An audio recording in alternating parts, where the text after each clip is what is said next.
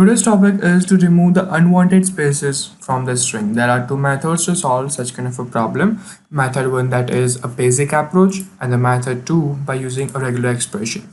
Let's start from the first method, that is a basic approach. So first we are going to initialize our string, which consists of the unwanted spaces in between them. And after that we are going to use the join and do the split function together. So first we are going to split all of the elements of our string, which is going to consist of the elements, and after that we are going to use the join function over here, in which we are going to join all of the elements together which we have splitted it, and we are joining them together with having only one indentations in between them. After joining them together, we are saving them into the string number 2 variable, and we have them as an output.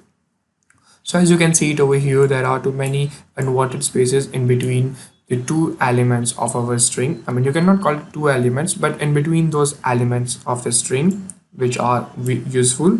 So we have only this single space which we needed to them to be.